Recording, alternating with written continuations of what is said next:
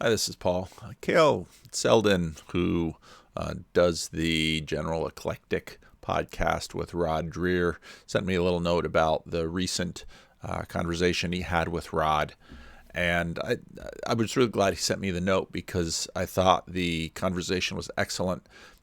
Kale follows this little corner of the internet very closely and really saw how this conversation really got into it. And I thought it was excellent. So I thought I'd just kind of walk through it. I'll have some things to say. Don't know quite how much time I'll have to work on it. Just getting, hang on, I gotta do something. Be right back. Let's just jump right into the video here. Sort of cliched, very, very feeble, our sort of cliched um, uh, hallmark card Christianity is for dealing with this sort of thing. And I can give you even more on the nose version of this. At the same, Now let me tell you something I like about both of these guys. I know Dreher has his reputation in terms of the culture war stuff, but all of my reading with Rod, I've met him once. Didn't really get too much time to spend with him, but very much strikes me as an honest seeker. And that doesn't mean he's not a Christian, but in the words of YouTube, still hasn't found what I'm looking for. And that's not, I think, and I would put myself in that category too. There's a longing that I believe Christians have even in this age, in this age especially, but even as Christians, that we look for the restoration of all things. We look for an end to the kind of suffering and difficulties and trauma that are common to us here. Part of what I was thinking of when I watched the Sheldrake, Paul Kingsnorth, Philip Goff video that I played some of yesterday. That whole video was really quite interesting, and I thought of doing a whole commentary on that whole video. There's so many interesting videos, but still a longing for renewal, restoration. Lutheran Conference, I ended up talking to two different men. One of them might have been a pastor. I know the other was a layman, maybe two laymen. But we were talking about transgenderism, and both of these men are Right. struggling with daughters who are Wow. transgender. And man, the LCMS Lutherans are conservative. These are conservative Christian laymen, and both of them came to tears talking about it. You know how they're struggling with it, and how their kids. This one man was saying, he said, we are in a town of 300 people in rural Michigan, and yet it found us, through the internet. So, yeah, right. Okay.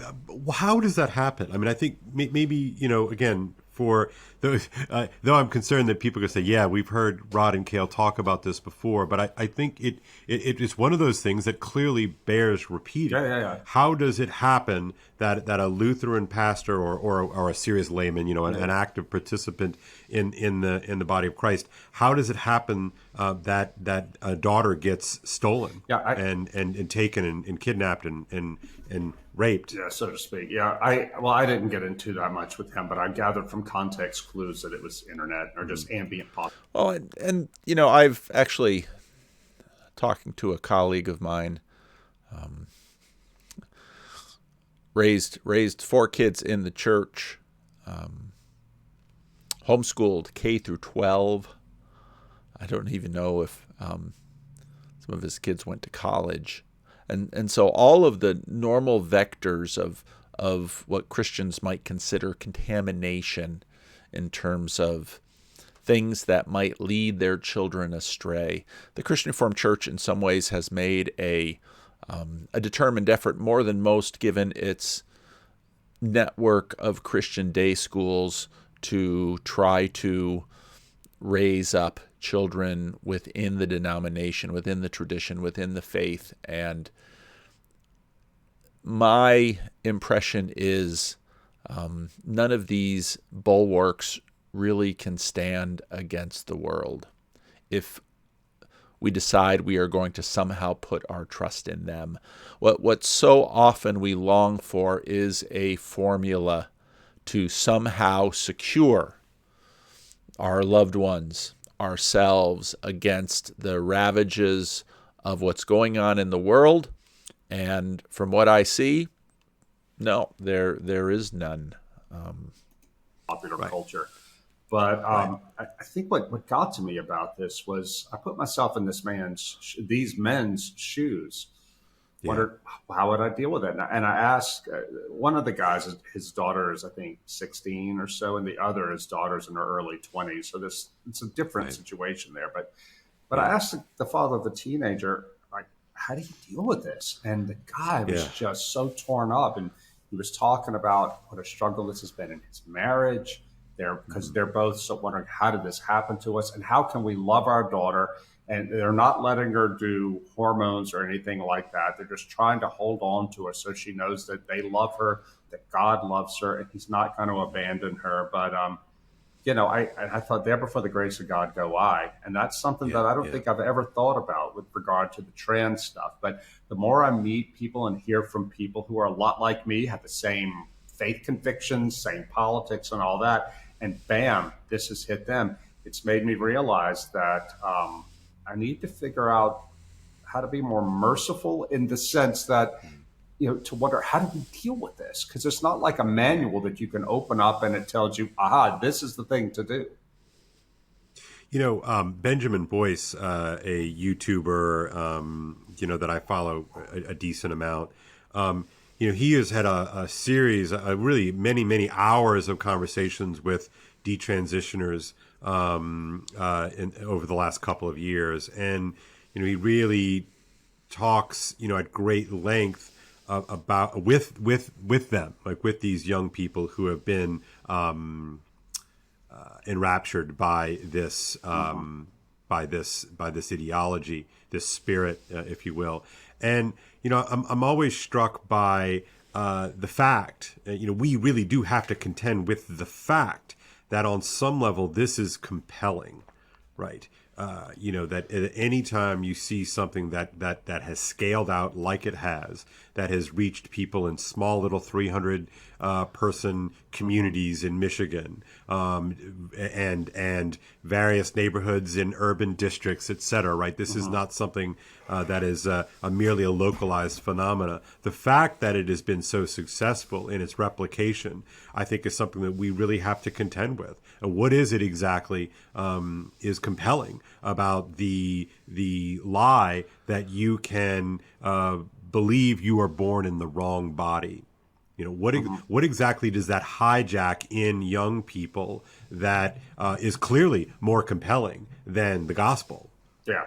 Or at least the gospel as received. Sure. There will be enough people in the YouTube comments that have simplistic prophylactics and answers to these things.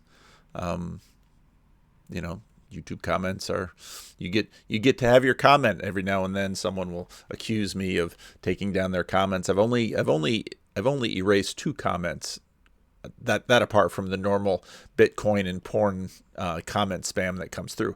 I've only erased 2 comments since I have had this channel, and one person just said something enormously ugly at Freddie, and another one was just a sort of blatant, stupid anti-Semitic comment. But I don't erase your comments. Sometimes YouTube's won't let you post them, but this wrestling with finding all our human prophylactics insufficient.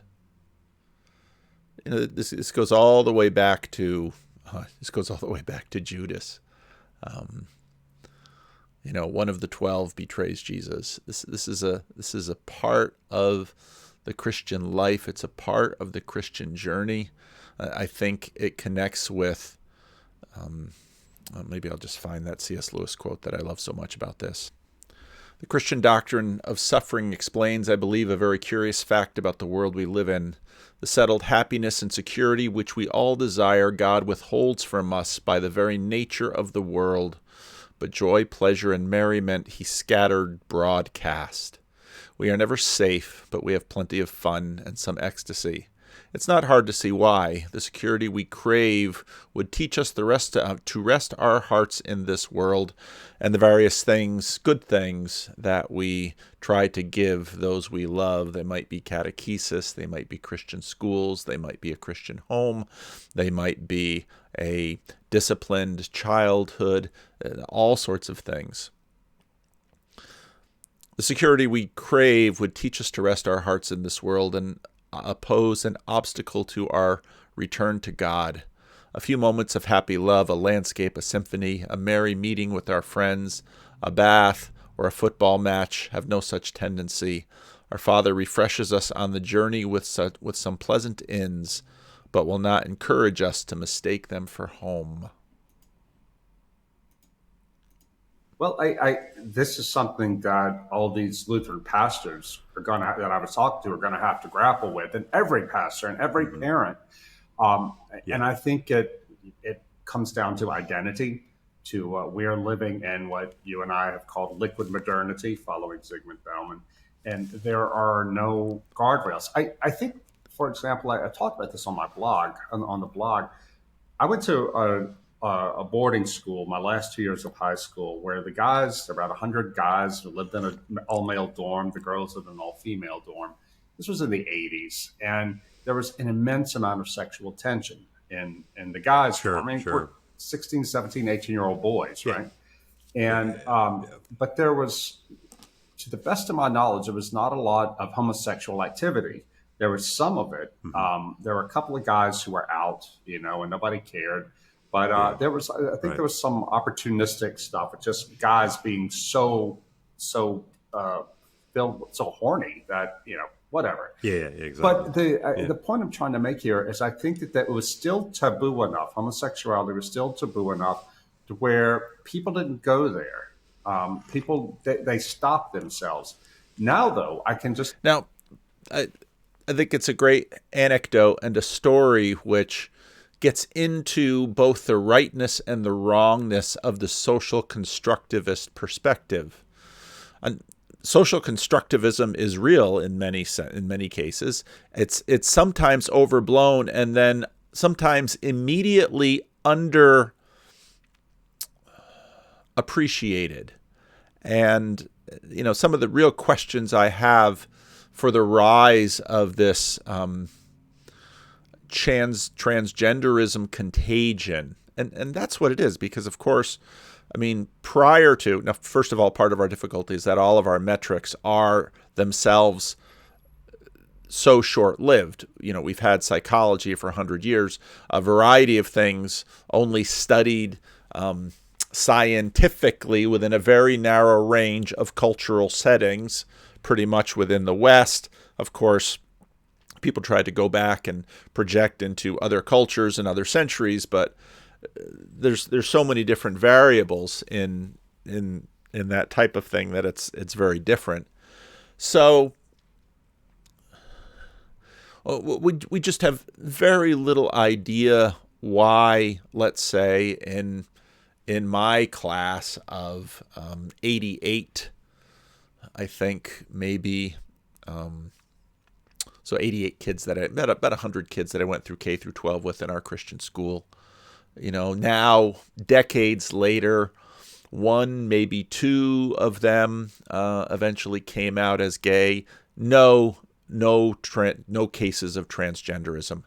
Now suddenly we have just many, many people who are wrestling with this and finding this. And so there is very much a contagion aspect to it. Is it, some people have offered questions of chemical pollution, or all sorts of things. There used to be even in this little church, there used to be an environmental engineer who would who would keep specimens of small clams in plastic water bottles, and he would tell me, he'd say, this plastic leaches into that water, and it affects these tiny little snails, and on and on and on. So the truth is, we have very little idea of what we're dealing with, but the dramatic change in rates is what really catches our attention. Just imagine, and forget the homosexuality part. That is so 20 years ago. Now I think that if you are in a place like that where you are filled with all this confusion about your body, things like that, and there are no norms, I think that is part of it too. That we're a society that no longer believes in norms. More to the point, as Helena, the detransitioner we had on here, and what I think was probably our best. I don't know if we no longer believe in norms. It's just quite clear that the norms have changed. I find various forms of wokeism have all sorts of new norms. It's almost as if there needs to be a certain number of norms to just sort of maintain life. And so if you start ditching some, you start filling it up with others that you populate the needed list of norms with. Podcast. It was amazing. She talked about how when you're a teenager and you're lonely and you don't feel right about your body and you don't have friends, you can have instant friends and instant status by becoming part of the LGBT community. I think that's part of it. Yeah, too. No, I agree with that. I think it's the loneliness. You just said, disaffected from your body, loneliness, and longing to make connections. I mean, that is teenagerhood in a nutshell, right? We know that is precisely the temporary condition we call the teenage years. And so for whatever reason, the church, you're talking about these pastors, but I would even sort of just scale that out, like just sort of normie culture is not compelling. And I wonder if it's a combination of affluence and boredom and purposelessness, which seems to lend itself toward casting about looking for some mechanism or structure by which you can invest your energies. I was reading something this week. One of my Twitter followers sent me this, I think Kyle McNeese. Sorry, I'll put the link in the show below here. But he sent me this note about an animal. Kyle's been on the channel, and Kyle's been around. Behaviorists from mid-century. His name is James B. Calhoun. And Grim Grizz is going to be all over this, baby, because this is Grim Grizz's thing. And he ran an experiment with rats, and the experiment later became famous or semi-famous for this notion of the beautiful ones. And basically, he created a rat cage, right, with specially selected, healthy, lab rats. And he made sure the whole construction was this tank, this aquarium. It had all the food, all the water, all of the little rooms, everything was taken care of. All material needs were taken care of. And initially, of course, the colony flourishes and it moves on, and they can reproduce relatively quickly. But it hits a sort of saturation point because everything is taken care of. There's no need to protect, for instance, the colony from outside predators. There's no reason to forage for food. There's no reason to create housing or the little nests, etc. That everything is. Right, everything is taken care of, right? And so upon everything being taken care of, you had an entire population, which he called the beautiful ones, that just opted out. They just stopped. They stopped even recreating. And so the population, then it hits this point, and then it just degenerates, and then it just extinguishes itself. Part of the takeaway. Yeah, that sounds. You gave me the eyes. You gave me. I see where you're going with this. You gave me the rod eyes. The rod eyes. If you're listening to this, his eyebrows popped up. Wait, what strikes you about that story, Rod? I see where we're going with this. It's just people lose the will to live. I mean, we go right back to Brave New World, Aldous Huxley's insight that there's something in human nature that requires struggle. And if it requires struggle, it requires some form of suffering in order to thrive. And this is now yesterday's video with Andrew Tate. I mean, this is where you get the missiology of the gentle slope versus the missiology of the steep slope. And there's a lot of steep slope traction that's been going on. Jordan Peterson's very steep slope. Orthodoxy, very steep slope. A lot of the ministry that I see done by Pentecostal churches with pastors who have been through prison, going into prison, saving gangbangers. This is all steep slope. It's hard lines and it's bright lines and it's black and white and it's antithetical, and then there's sort of the gentle slope ministry. What Mustafa Mann, the world controller for Europe, says. We've eliminated all that. We've eliminated the need for God, he said, because we've given everybody everything they want, keep them entertained and pleased all the time. And I think, Kale, whether you meant to or not, you're getting to the core of this crisis. So you're answering the question you raised, because we're just too damn rich and too bored, and that's.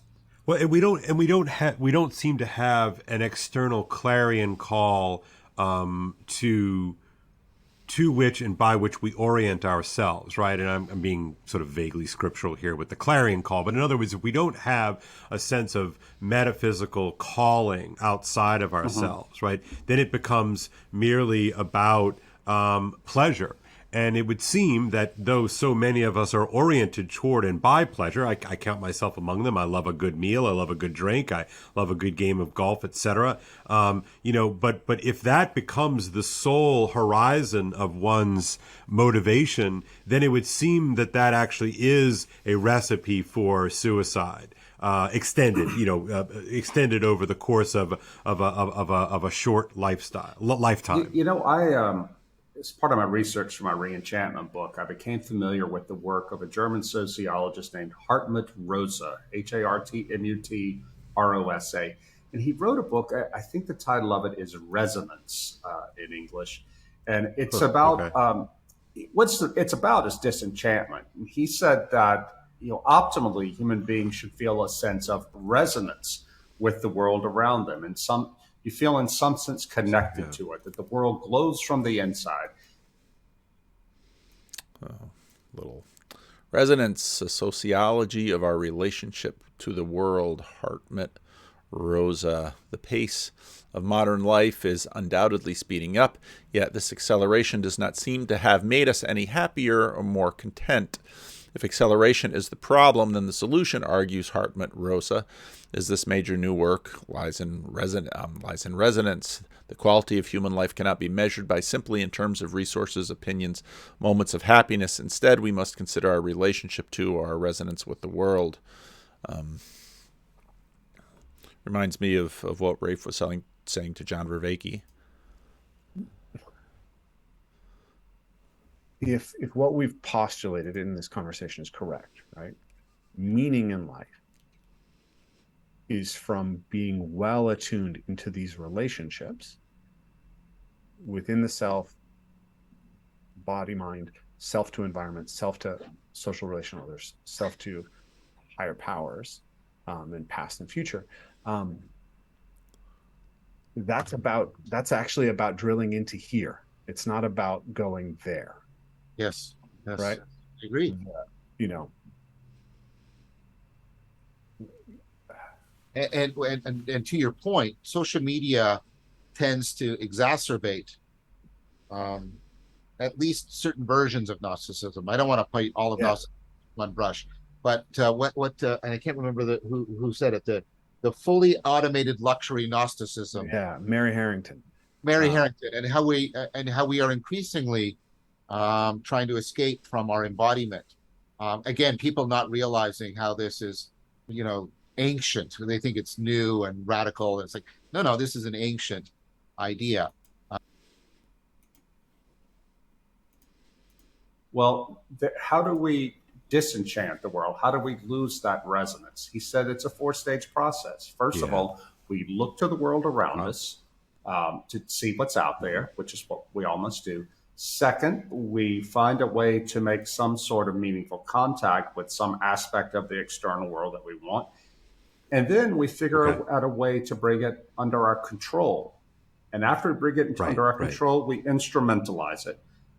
The problem is when you instrumentalize something, four stages: see, make contact, establish control, and then instrumentalize it, make it work for you. Okay. Problem is you lose the act of doing that causes it to lose its resonance, because if you believe that there's nothing beyond the material, beyond what you see there, then of course you're going to hollow it out by using it. Rosa says in order to achieve resonance, to regain resonance, one thing that has to be present is a deep belief in the individual subject that there is something real out there that is trying to communicate with us. Now, he doesn't bring up God, though it clearly means God, but he says that if we are going to exist in this state of resonance, this healthy state of resonance to the world beyond us, we have to believe that there is something absent our individual consciousness, perception, that is trying to relate to us. Otherwise, we just empty everything out and move on. It's like in Baton Rouge, you and I've talked about how I told you about an architect friend of mine in Baton Rouge who said, I want to build beautiful things, but nobody wants them. The whole mentality here is build a cheap crap building, use it up, then move on. That's our entire approach to modern life, it seems. No, wow, that really resonates with me too. I think that's right. I mean, it's a little bit of a paradox, right? Because so much of the struggle, right, that we mentioned earlier, so much of the struggle, of sort of the proverbial first man is to create a place, a place to sleep and a place to eat, to carve out some space, to build some walls, to protect that which you hold most precious, right? And then to be able to kind of replicate the model in order for it to keep going, right? So like there's a sort of a basic pre-civilizational urge in all of that. Yet the paradox is that once that is achieved, if there's not something beyond that which you've achieved, then it sort of degenerates into boredom or laziness or something like that. And this is something that Jordan Peterson always references that section in the Underground Man, which basically says that if you give man everything that he needs to eat and everything, if everything's taken care of materially, and then the only thing he has to do is worry himself about the propagation of the species, he'll eventually smash the order because he's bored and he needs something to do. And I feel very much like we are in this sort of strange place that we know that this is kind of it, right? Yeah. There's this sense, right, that, I guess this is all it. And so now we just, sorry, I'm going to go here, but we just sort of queer it up because we're bored. Yeah. And I see so much of this movement is like, remember what Helena said to us? She said that the great thing that all the kids are scared of is to be called vanilla. Yeah. Right. That to be in, which is, I think, Tumblr speak for normal. Yeah. Right. And you and I spend our fair share of time, quipping about normies and whatnot. But I think you and I both have a deep affection for norms and the need for norms, and that norms sort of order us towards something. And absent those norms, it's not like norms go away. It's not like these things go away. We just find alternate versions of them. And therefore this disintegration of some sort of community ordered toward a good then turns into a kind of a collection of idiots. And I'm using idiots in that old-fashioned sense, that Greek sense that idiots are just sort of private people. Mm-hmm. And so we're all sort of broken off into our own little private bubbles, our private little spheres with no connection toward anybody outside of those things. It becomes then a vision of what C.S. Lewis talks about in the Great Divorce. that the image of hell is this just sort of eternal sprawl, in which there are no neighbors, that you live as far away as you can from your next door neighbors, so you never have to have any kind of connection, right? So, this is, damning, right, to how we've constructed our world. Yeah. And think about what this does when it becomes energized and blown up. I made a comment to one of the randos today. I don't know if that conversation will get on the channel or not. But we were talking about the homeless people, and I talked about the fact that even those of you who follow me on Twitter know the firebug. Well, maybe I'll play the video here. So I was setting up for Sunday school, and I walk out of the Sunday school class, and I see this pillar of fire, and I think, no, we're not Israel in the wilderness here. I know exactly what this is. Now, there's an airport nearby, and something my wife would love us to move away from, because especially on Sunday morning, all the pilots learning to fly are taking off and landing just perpetually. So,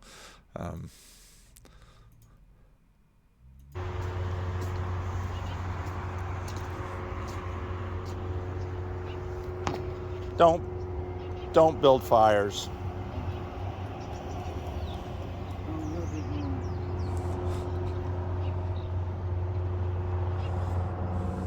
All along the side of the wall here on church, there's just all these char marks from the fires that he was building all last year against the church. And I said, one of these days you're gonna burn this place down. How did I get here? I was talking to this guy that we had a randos conversation with this week, and we were talking about the fact that many of the homeless people are homeless because mental illness, substance abuse, one reason or another. They can't live with people. They can't manage long-term, stable, healthy interpersonal relationships. Yet I was mentioning that, yesterday when I guess that was today, actually. It was this morning. This morning when I drove up, I'll call him Mumbles. He's an interesting guy. Now we have the fence, so his fires are less likely to burn down the church than before. But he's out there talking to someone, and there's a degree of community that the homeless have. Now, it can be violent, and it can be volatile, and it can be dysfunctional, and all of that. But that's one of the things that has really impressed me with my years with the homeless here. That part of what sustains them is in fact the community, and so much of what I deal with normies who live in boxes with locks on the doors and often nobody else there is just the sheer weight of loneliness. And so much of what I do is sit down and listen to people, because people just want to have someone to listen to them. Up by the internet. Yeah, and our world. Yeah. And think about what this does when it becomes energized and blown up by the internet. Yeah, your words remind me of another really meaningful conversation I had on this recent trip to the U.S. It wasn't even at one of the conferences, but I got an email from a friend, Catholic friend, a traditionalist, a Latin Mass going Catholic, and he was just really struggling with a serious theological issue and needed to talk. And we ended up on the phone together, and he told me that he had gone to his priest about this. And the priest told him, well, just, here are a couple of books you can look up the answer, and boom, end of story. And my friend was like, I know what the church teaches, but I'm struggling with it.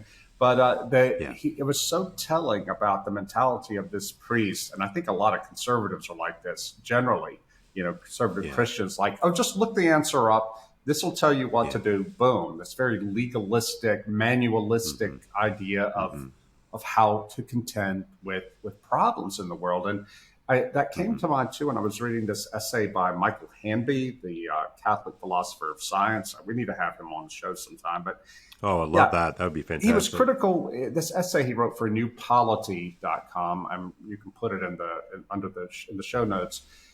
Yeah, it's just he's a conservative Catholic, but he was criticizing the integralist, and one of the things he said about them, and I don't want to go down this rabbit hole, but he said that they have what he calls a manualist idea about about how to deal with politics. That it's plug and play. Here's what the church says.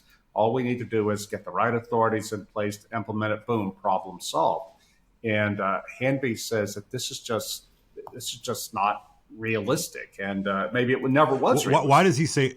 Yeah, why does he suggest that it's not realistic? I have my own little theory that I'm going to cart out of here in just a second, but just to pick your brain a little bit further, why does he say this is unrealistic? What is it lacking? Well, first of all, it lacks resonance, so to speak, with the real world. The fact that the United States, at least, we're minority Catholic, and the overwhelming majority of Catholics don't exist in that kind of relationship to the Catholic Church in terms of authority and obedience. Maybe they should, but they don't.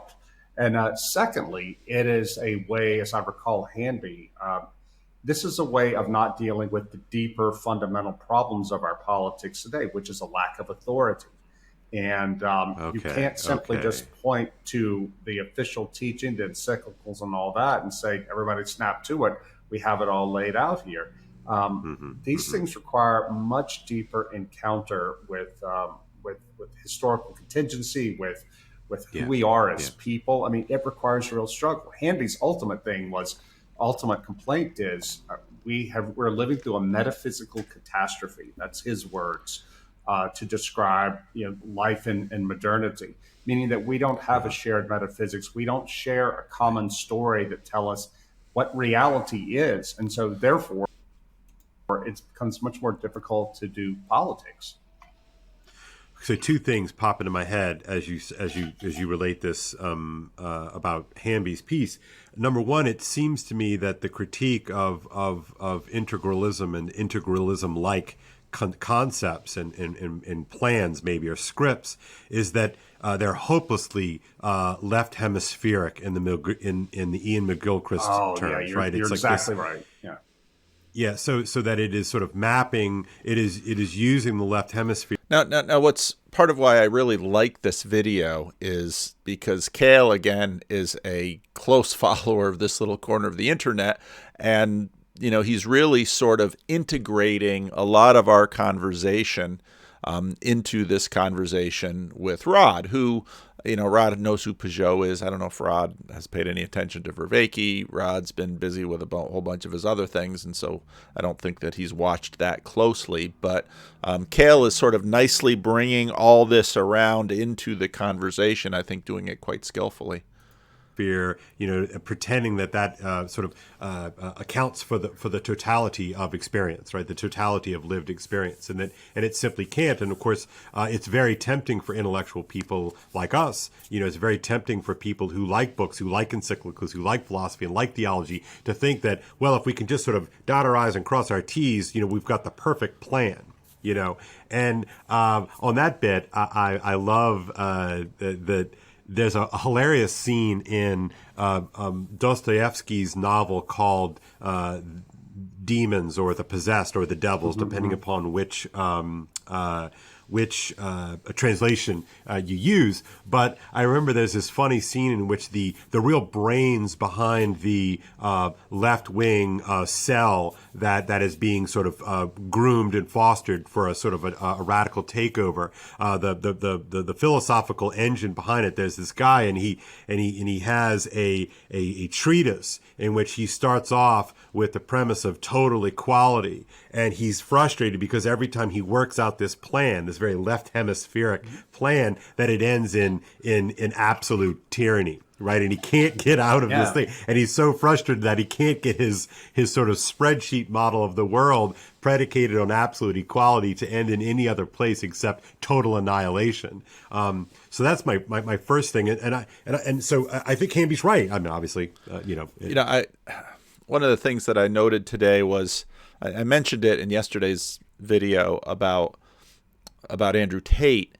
is the way the algorithm, the social media platforms that I assume all of their banning is done by humans.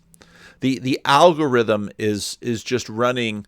Now that I've watched an Andrew Tate video or two, the algorithm is just going wild on Andrew Tate in my feed. It's just, especially with the shorts, because the YouTube shorts are the, it's just one attempted.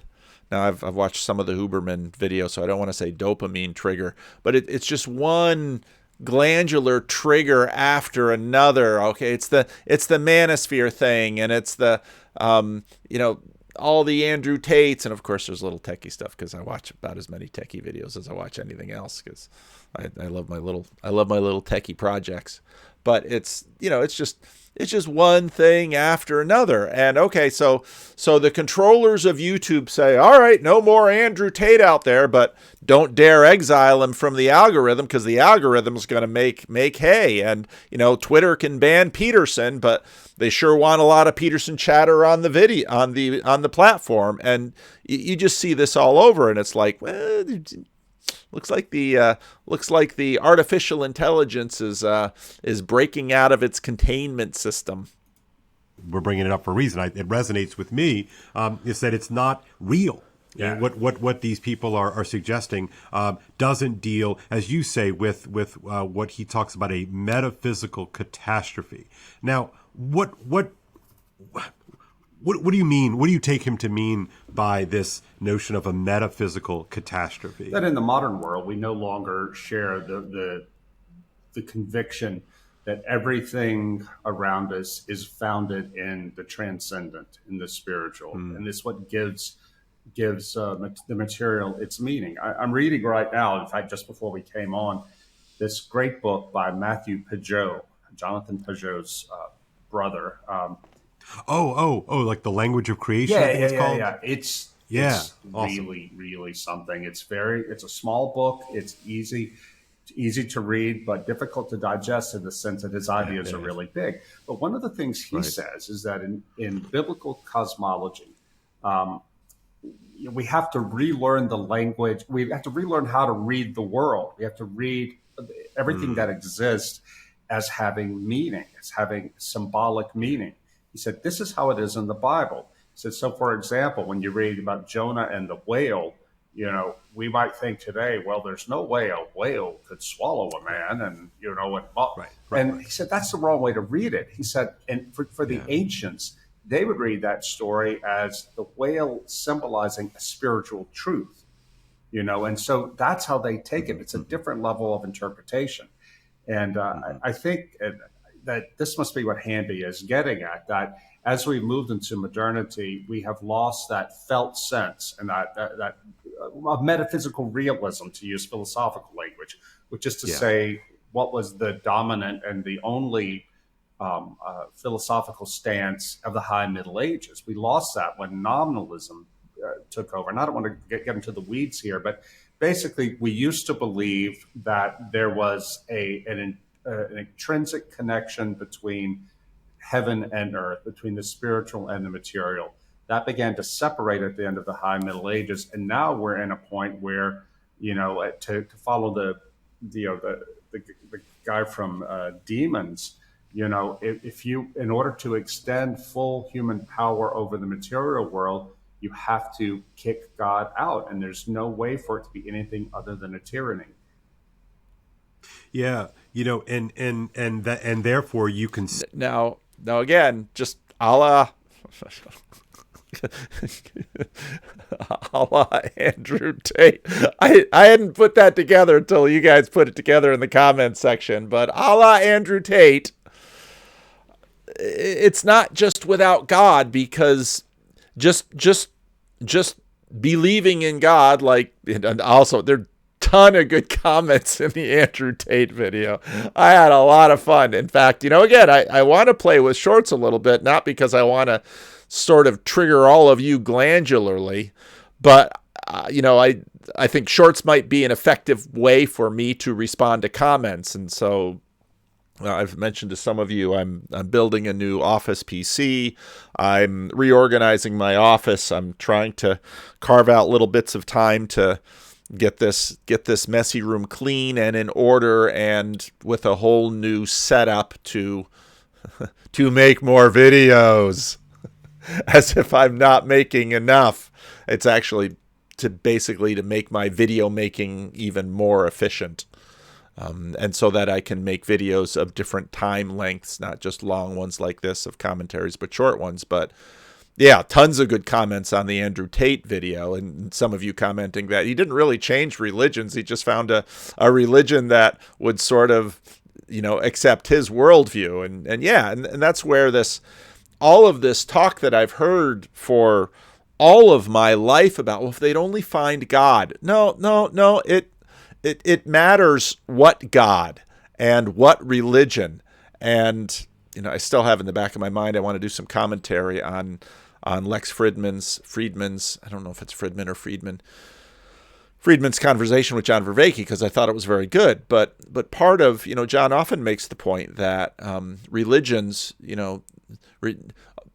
it's not just, basically the argument is one religion doesn't offer superior meaning to others, but there's a real narrowing of religion. Most in that space would not say, yeah, Andrew Tate's religion is fine.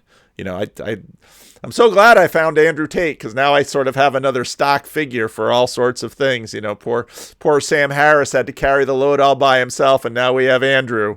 So, gosh, the internet. Anyway, so again, this way of just saying, well, once they know God, well, hey, wait a minute, how, who, in what way? See the logic, yeah, and therefore you can see the logic, paralogic. I would use sort of the Pieper notion of a paralogic. In other words, it's a logic that looks like real logic, but ultimately isn't. It's an ape of real logic. But you can understand the paralogic of something like the trans or queer movement, right? Because the implications are that material, there's no matter to things. Right. To riff on McGilchrist's second book that I haven't read yet because I don't have $135 to buy the book yet. But that matter is to use the phrase from one of my favorite poets, the Jesuit, Gerard Manley Hopkins.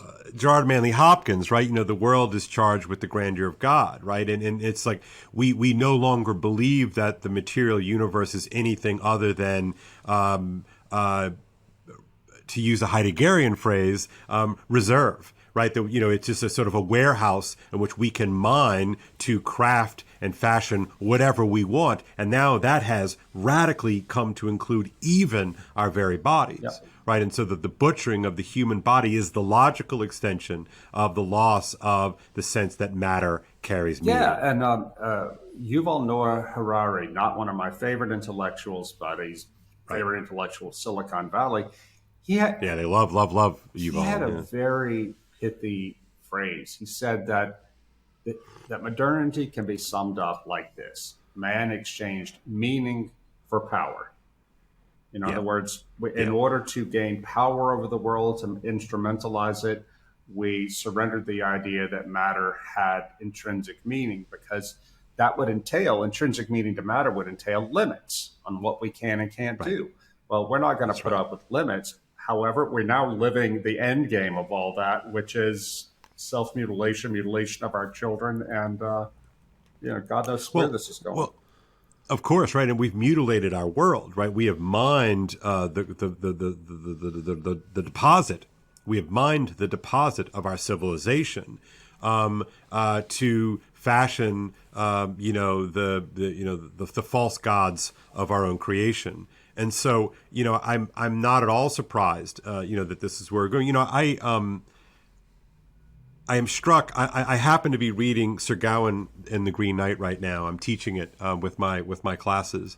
Now, Kale teaches great books, and so he's got a wealth of classical knowledge.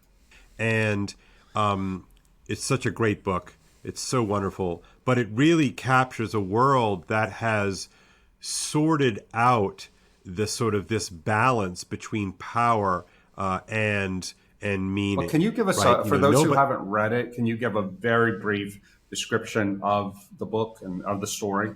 Yeah.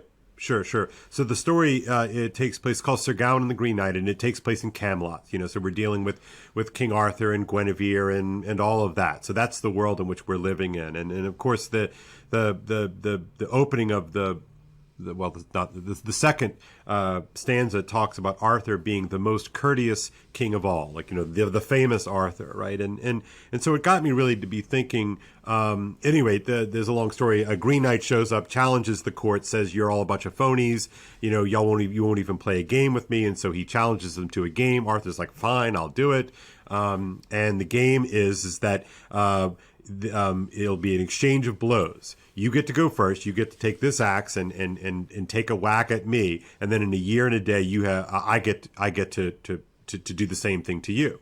All right. Now, so the whole thing, of course, is absurd. But the word, the fame, the meaning, the very meaning of the court rests on your ability to fulfill your oath, right? To fulfill your duties and your responsibilities once you enter into an agreement, or the word that keeps popping up in the poem is covenant, a sacred agreement. So at any rate, Gawain suggests that perhaps it's not a great idea for King Arthur to be engaged in such a thing, because he is the king after all, the sort of the great figure of the order of Camelot. And so he says, take me, like I'm nothing, I'm a nobody, I'm just one of these random knights at the round table. Let me take your place. And so they just said, okay, well, maybe that makes sense. So they allow him to do it. He, of course, takes the first shot, takes the big whack at the Green Knight. The Green Knight's head, as it would do, falls off, is severed from his body. But instead of falling limp and dying, he walks over to his head, grabs it, climbs back onto his horse, and says, I'll see you in a year and a day at the Green Chapel. Well, that happened to me one time. Anyway, carry on. Yeah, right. Totally normal, right? So, of course, in the great struggle that I have when I'm teaching this with my kids is to say, look, guys, this is not normal. Like, I know that, this is they're knights and they're ladies and like, this is not normal. This is weird. This would have been understood as weird. When you take an axe to somebody's neck and you chop their head off, it tends not to, it tends to kill the person. So anyway, you're already in this sort of weird, strange, uncanny place. Anyway, the reason why I bring it all up is that it got me really thinking about, well, why is King Arthur so famous? Like, why do we, you and I here in 2022, we live as far removed from a Camelot as you could possibly imagine? And why is it that we have this figure that has emerged through the stories we tell, and is he still famous? And I think it has something to do with the working out of power that is derived in some way, shape, or form through the ability to be violent, right? If you think about what a king is that the king sort of emerges as the most powerful in a group of people to mete out violence. Now, what he does, of course, what the knight does is that the knight uses violence to protect the innocent and the vulnerable. Okay, but then what Arthur does in addition to that is that he is then taken that power and authority that he has assumed and infused it into a round table. And of course, the round table is non-hierarchical. The round table there's no head of the table, right? Which is the idea that Arthur will take his power and authority and share it amongst the excellent, the other excellent amongst them. And so what it does, it paradoxically doesn't diminish Arthur's power, or it doesn't diminish his greatness, but rather it ennobles those noble men around him. It raises their kind of status and power. And then so their job then becomes to take that power, that force, and use it to protect the innocent and the vulnerable. And therein lies this sort of the work, of course, for the Camelot is always to tame the wild, right? The work of the court is always to civilize. Now, we live beyond that, right? We have gone to a world, really, I think, from Machiavelli on, this notion that the only reality is power. There's no such thing as good, right? There's no such thing as ought. It's just power, and the best way to play this game is to play to win, right? And I think that's ultimately the world you and I live in. Is that fair? Yeah, and I think that this is, as I recall, the Hanby essay, this is one of the points he makes about the integralists, that you don't really hear them talking about evangelization and things like that, which is Hanby's. Like, in other words, what is all this for? Yeah, all this. Well, right. And Hanby says that it makes him wonder: are they really not all about power? About worldly power. What do you mean? Because That's interesting. Because in Hanby's telling, political life depends on authority, and not there's a distinction between Right. authority and power. And authority comes Correct. out of, it's a complicated thing, but it comes out of a sense that people freely recognize the authority in another. It's not simply a matter of obeying because you're afraid of what will happen if you don't. You obey the law, you obey an authority because you think, for whatever reason, that their power is backed by authority. Now, as I mentioned earlier in the video, I think so much of what is dogging us, and I was just thinking about this while they were talking about part of the reason I think that orthodoxy is finding so much attraction is that in some ways evangelical Protestants sort of pitched everything or a lot of stuff on fire insurance, blessed afterlife versus damnation, et cetera, and in some ways following from medieval Catholicism and the Protestant Reformation. But there very much is a crisis of telos, and it's not, of course, Chesterton made this a similar point too. It's not just that we disagree on things. We want to. We need a strong vision of the good for its own sake, not as an instrument to get us somewhere else. And I think when Rod's here talking about authority, that's what he means. We bow to authority because it's authority, and that's the nature of authority, and we respond accordingly. It might cost us plenty. It might cost us everything, but we do so, and if we are asked why, we just say, because that is who I am, and that is what we do, and that is the way the world works. It's not that I bow before authority in order to avoid punishment, although certainly we would like to avoid punishment, or I bow before authority in order to attain a reward, although a reward would certainly be nice. Those aren't the motivations. There's authority is a thing in itself in some ways, and I think I'm going to go back to another Lewis quote here. This is from his sermon, The Weight of Glory. The variation of the promises does not mean that anything other than God will be our ultimate bliss, but because God is more than a person, and lest we should imagine the joy of his presence too exclusively in terms of our present poor experience of personal love, with all its narrowness and strain and monotony, a dozen changing images correcting and revealing each other are supplied. I turn next to the idea of glory. There is no getting away from the fact that this idea is very prominent in the New Testament and in early Christian writing. Salvation is consistently associated with palms, crowns, white robes, thrones, and splendor like the sun and the stars. All this makes no immediate appeal to me at all. Immediate appeal to me at all. And in that respect, I fancy I am a typical modern. Glory suggests two ideas to me, one of which seems wicked and the other ridiculous. Either glory means to me fame, or it means to me luminosity. As for the first, since to be famous means to be better known than other people, the desire for fame appears to me as a competitive passion, and therefore of hell rather than heaven. As for the second, who wishes to become a kind of living electric light bulb. When I began to look into this matter, I was shocked to find such different Christians as Milton, Johnson, and Thomas Aquinas taking heavenly glory quite frankly in the sense of fame or good report, but not fame conferred by our fellow creatures, fame with God, approval, or I might say appreciation by God. And then, when I had thought it over, I saw this view was scriptural. Nothing can eliminate from the parable of the divine accolade. Well done, good and faithful servant. With that, a good deal of what I had been thinking all my life fell down like a house of cards. I suddenly remembered that no one can enter heaven except as a child, and nothing is so obvious in a child, not a conceited child, but a good child, as its great and undisguised pleasure of being praised.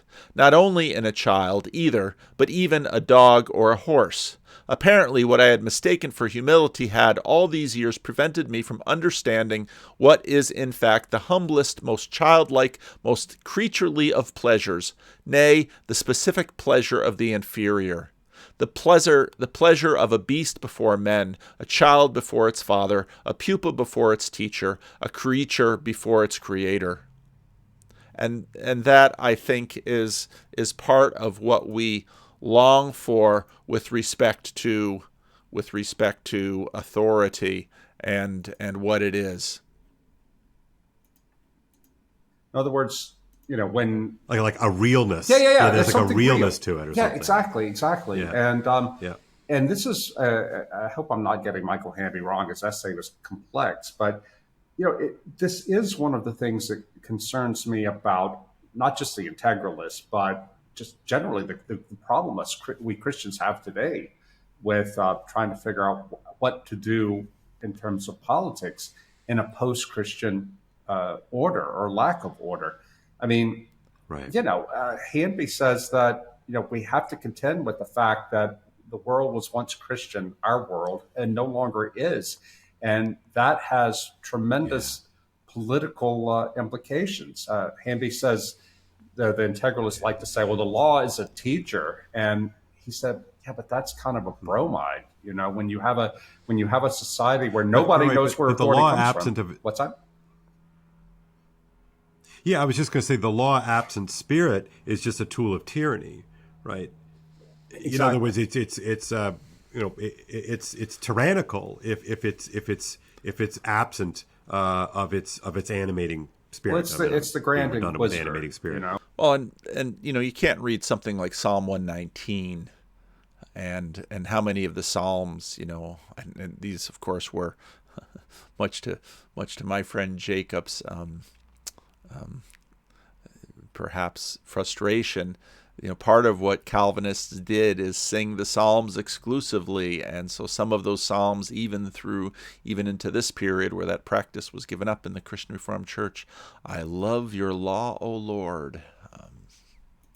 It's who provides the structure, the form of faith and order without its spirit. And this is how you get to the point, to the infamous thing that discredited 19th century Catholic integralism, which was the kidnapping of the Jewish kid Edgardo Mortara from his parents in the Papal States, because that they could easily turn to the law of the church and say the kid was baptized, and we need to your parents may not have intended it, but he's now a Christian and he deserves a Christian upbringing. Therefore, sorry, not only deserves it but demands it now, right? I mean, that's the. And so they kidnapped the kid, took him from his parents, and raised him in the Vatican. And just the horror of all that, the moral horror of violating the parent-child bond because the law demands it. I mean, that's just the kind of thing I think Michael Hamby was getting at. That without that interior conversion, without people taking on into themselves this theology, this morality, this metaphysic, then it can only be tyranny. And again, this scales out. My question that I'm going to pose here scales out not just with sort of Christian integralists and Catholic integralists, or Christian nationalists, or whatever you want to say, but it's. I just wonder if all we are left with, I fear that all we are left with, is it all just LARPing? Is it all just in this sort of post-Christian world? Is it all just live action role playing, but for adults? How do you mean?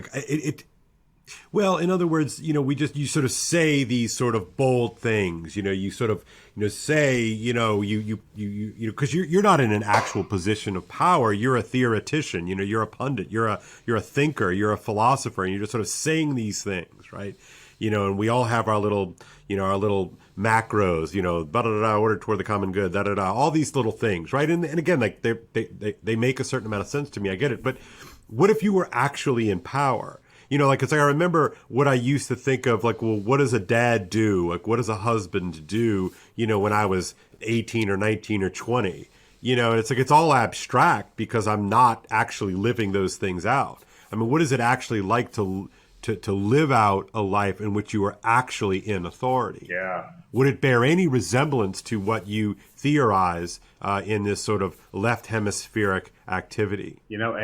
You're saying that throws me back on the conversations I had with the fathers of trans teenagers, Yeah. that it was easy for those guys to know what to do on paper, but when they're confronted with their own child, it becomes a very different thing. You're talking about dads. One of the problems between me and my dad was that when I got to be a teenager, started questioning his decisions and the way he exercised his authority, his response to it was to double down on the application of force. I mean, not literally physical force, but he said, because I said so. And, and at a certain point, okay, you do pay the bills, but, I don't think it's illegitimate to ask for more than that. And look, it's the challenge of every father, Sure. right? The challenge of every father is that, eventually when the kid keeps pushing and pushing and pushing, like, you really do, all you have left is, because. Right. But, but so then how are you prepared to deal with that moment where you're left with the worst answer you ever have, which is the one it degenerates into because I said so. And sometimes that is the best answer you can give. But, I guess the point is that when you actually have to bring your idealism to bear when it meets the real world, that's when all idealism falls away, and there was a critique this weekend or last week in LifeSite News, a Catholic right-wing news site, where they condemned J.D. Vance for saying that he would be for exceptions to abortion on the cases of rape or incest. Now, they were just appalled that he would go squishy in their view on that. And it frustrated me because JD's a friend, but we've never talked about abortion. I know that he's generally pro-life, but it's also the case that he is in a very, very tight Senate race. He may really believe what he said, or he may have just made bowed to reality and realized he has to compromise. But what I'm thinking reading this LifeSite thing is like, wait a minute, you have a choice here between a pro-life Catholic Republican who is not perfect by your lights, but boy, he's a lot better than the Democrat he's running against. And yet you're making the perfect the enemy of the good enough for now. And that this is go ahead. We do this all the time.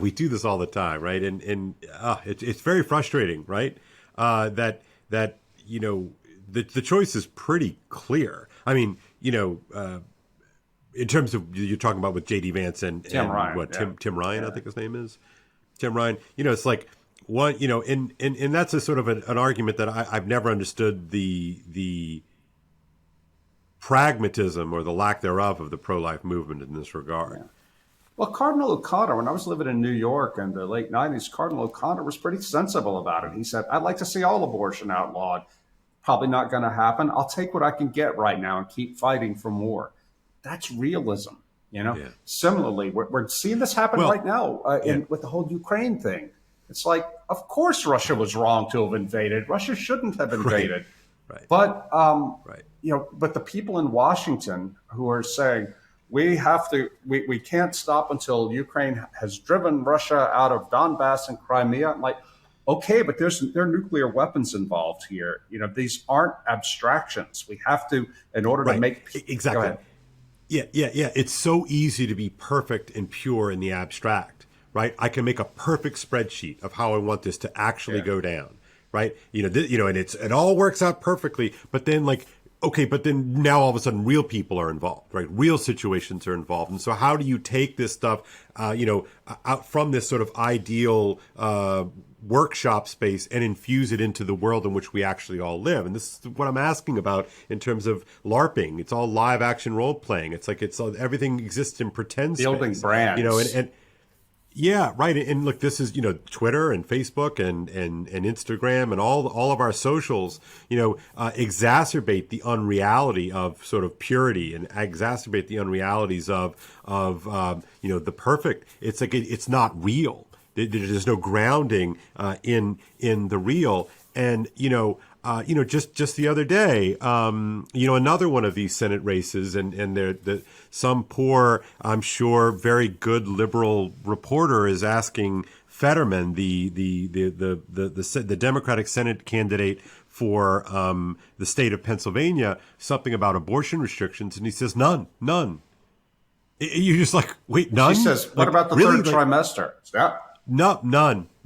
And so in what world is that okay? I just, and so you see this radical harrowing out of any kind of like pragmatic and sensible middle. And look, I know you and I are conservatives, and I'm not making an argument against sort of principles, of course, right? But how can you, where is, you talk about authority just now, a few minutes ago. Like, authority has a kind of self-evident quality, and you look at these people, like that is authority. I mean, it's all, I said this to you earlier off camera, but it really strikes me we're in this strange place politically, too, and certainly in church politics, but politically, just even in sort of regular, U.S. legislative politics, where it's like we're not electing people, we're electing avatars. Fetterman, look at Fetterman. I mean, in that case, he can't even speak and talk. And I'm not saying anything like, I'm not trying to be mean here, but the man had a major stroke and a heart event like less than a year ago. He can't hear, he can't speak. I mean, it's like, what are we doing? Well, yeah, remember that people may not have seen this, but NBC sent a reporter there to interview him, and he agreed to the interview, but only if he could use a computer screen, because something's wrong with his processing, and he can't understand words that are spoken to him. He needs to see them written on a screen in order to do an interview. Poor guy, you got to feel sorry for him, but holy cow, man, you are running for U.S. Senate and you're that debilitated, but people are going to vote for him because he's a Democrat. Similarly, in Georgia, Herschel Walker seems to be not the fullest expression of the grape. No, I think that's fair to say, Mr. Dreher. I think that's fair. Not a smart guy, not a particularly honest and decent man. He's got all these kids and he hasn't taken care of. But when it comes, what if you were a voter in Georgia? His opponent, Raphael Warnock, is very far to the left. Radical, truly. Yeah, and chances are, if I were in Georgia, I'd vote for Herschel Walker, even though he strikes me as being a fraud. But I want the things that are happening in Washington and that the left is pushing are so bad and so radical that I'm voting against that. But it just gets to the point, like, is this the best we can do? Yeah, and to bring this somewhat full circle, you began our conversation today about the sort of the darkness that lurks underneath. And I can't help but feel that there are these sort of awful manifestations or sort of small little eruptions of that darkness that have begun to pervade, the above, the not what's underneath, but the above space, the space where we all live. And I don't know where, this leaves us. We need authority. We need leaders. And yet instead we have avatars. I just keep using that phrase in my head. It's like we have these totems for I don't know, positions, totems for, it's like team jerseys. Yeah. Well, look, you and I were talking separately about this amazing clip that Megyn Kelly, the podcast host and TV anchor person, she was doing an interview with Dave Rubin, and Dave Rubin is a fan of Governor Ron DeSantis, as am I. And Kelly tells him, he asked her something about, well, don't you think that if Trump, that DeSantis could beat Trump in the primary and all that? And she said, no, I'd like to see it happen, but can't happen because MAGA is too wedded to Trump. And Rubin says, well, what if DeSantis and Trump fight it out in the primary, DeSantis wins fair and square, and Trump would endorse him? She goes, do you really think that's going to happen, that Trump is going to? No. And I think that I wish she said this. She said this. Yeah, she said, I don't see it happening, Dave. Either he himself says, gives DeSantis the blessing, or he dies. Yeah. Like that was it. That would be the only way that Ron DeSantis will win the nomination and therefore win. Right? She said Trump has to die. Like that's how insane our avatar politics have become, Rod. Because even though DeSantis could actually happen in the world the kind of things that Trump voters say they're for, because, for various reasons, he's a talented politician, et cetera, et cetera.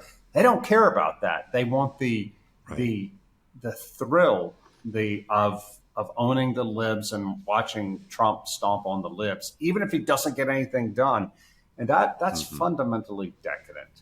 It really is. And the Dems may be in the same boat with Joe Biden. I mean, although Biden is actually getting things done, but he's clearly senile. But he makes things happen. And, if you're a Democrat, you'd rather have the senile Biden than anybody the Republicans would throw up there. Well, so they'll go on for a little bit more, but there was a lot of good stuff in there, and just interesting how, in some ways, Kale continuing to integrate a lot of, at least some of the talk of this little corner into the worldview, into the conversation. And I was tempted to just ask Kale to share it. There's some of the parts of the whole middle part of the video that I wanted shared more than the two ends as such. But let me know what you think. Leave a comment.